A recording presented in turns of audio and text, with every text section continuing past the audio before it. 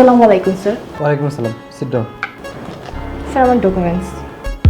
এই উঠুন। আরে উঠুন বলছি। সরি স্যার, আমি কি এমন করেছি যে আপনি আমার সাথে এরকম আচরণ করছেন?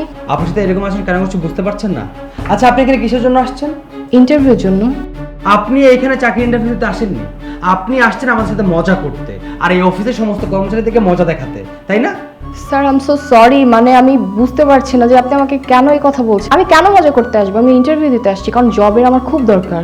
আপনি যে চেহারা নিয়ে আমার অফিসে আসছেন। আমার চেহারায় কি এমন প্রবলেম ম্যাম? আমার চেহারা তো ভালোই, সবাই তো আমাকে সুন্দরই বলে। আমি তো বুঝতে পারতেছি না কি এমন হয়েছে। স্যার আপনি কার সাথে কথা বলতেছেন? এই মেয়ে জবের কিছু বুঝে, মানে নিজের শরীর গেটআপ একটু ভালো তো তাই ভেবেছে যে আমি শরীর দেখে সব জায়গায় সবার মন জয় করতে পারবো। নিজের চেহারা আয়নায় দেখছেন, আয়নায় চেহারাটা দেখে তারপর বাসা থেকে বের হওয়া উচিত ছিল আপনার। আগে নিজের চেহারা ঠিক করুন, তারপর গিয়ে জবের জন্য অ্যাপ্লাই করবেন, ঠিক আছে? আমার তো সবই ঠিকঠাক ছিল, কিন্তু কি এমন হয়েছে আমার চেহারা? আচ্ছা ঠিক আছে, আমার দেরি হয়ে যাচ্ছে, আমি তাহলে আসি। আরে শোনো, কই যাচ্ছ? ইন্টারভিউ দিবে, আমি একটু দোয়া করবো না তোমাকে? চোখটা বন্ধ করো, ভালো করে ইন্টারভিউ দিয়ে আসবে। এবার তোমার জবটা না হয়েই যাবে। আচ্ছা ঠিক আছে, আল্লাহ হাফিজ। ঠিক আছে। সরি, আপনাদের কোনো দোষ নেই, ভুলটা হয়েছে আমার। আমি এভাবে চলে আসছি। আসলে আমি জানি না কিভাবে আমার চেহারায় এরকম ডার্ক সার্কেল পড়ছে, বাট হ্যাঁ আমি সরি, আমি আসতেছি। কোত্থেকে যে আসে? রাজ, রাজ, রাজ তুমি কোথায়? রাজ, কি হয়েছে? এমন চিল্লাচিল্লি করতেছো কেন? আচ্ছা তোমার জবের কি অবস্থা? জব হয়েছে? চিল্লাচিল্লি করবো না তো কি করব? আমার জব হবে না? তুমি কি আমাকে জব হওয়ার অবস্থায় রাখছো? কি লাগাইছো আমার চেহারা এগুলো? এই তুমি সব কি বলতেছো? আমি চেহারা কি লাগাবো? আর তোমার চেহারা এমন কালো হয়ে আছে কেন? আর শোনো, আমি একটা সুস্থ মানুষ, একটা সুস্থ মানুষ হয়ে আমি অসুস্থের মতো কাজ কেন করবো? দেখো, একদম নাটক করার চেষ্টা করবো না।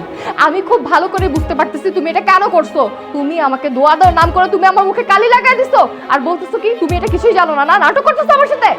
হ্যাঁ ঠিকই ধরছো তুমি, তোমার মুখের কালিগুলো আমি লাগিয়েছি। কেন জানো? কারণ আমি চাই না তুমি জব করো। এই তুমি জব করবা কেন? তোমার কি দরকার জব করার? আমার বাড়ি গাড়ি টাকা পয়সা সব কিছু আছে, তুমি যখন যা চাচ্ছ সব কিছুই পাচ্ছ। তাহলে তোমার কি এমন প্রয়োজন তুমি জব করতে হবে? ও আচ্ছা, জব তো তোমার করতেই হবে। জব করবা, অফিসে যাবা, কলিগ হবে, বস হবে, পরক্রিয়া করবা, এই তো তোমার কাজ নাকি? তুমি এগুলো কি বলতেছো? শুধু শুধু তুমি আমাকে ব্লেম দিচ্ছ, আর আমি কেন পরকিয়া করতে যাব? তুমি ভুল বুঝতেছো। দেখো, তুমি যা ভাবতেছো একদম ভুল। ভুল সব আমারই হয়, তোমার তো ভুল হয় না। তুমি দেখো শুদ্ধ মানুষ, জন্মের পর থেকে এই পর্যন্ত সব কাজ শুদ্ধ করছো, আর আমি যা করি সব কিছু ভুল হয়। এই তোমার কি মনে আমি কি বোকা? এই সব কিছু মালিক আমি এমনি এমনি হয়েছি? আমি মাথার ব্রেন খরচ করে আজকে এই জায়গায় এসেছি। সো তোমার মনে কি চলতেছে আমি খুব ভালো করে জানি। আমি যে জব করার জন্য বের হইছি, নিশ্চয়ই এর পিছনে কোনো একটা কারণ আছে। আমি খুব ভালো করেই বুঝি তুমি এগুলো কেন করতেছো। বোমা, রাজ ঠিক কথাই কইছে। তুমি কেন চাকরি করতে যাইবা? আমাদের কি কিছু অভাব আছে?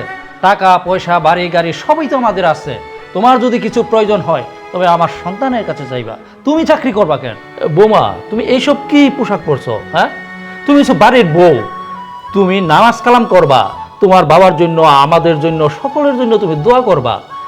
এই পোশাক পরো না বৌমা, তুমি ওই কাপড় পইরা তারপর আল্লাহ বিল্লাহ করবা। ঠিক আছে বাবা, আমি এখন থেকে আর এই ড্রেস পরবো না।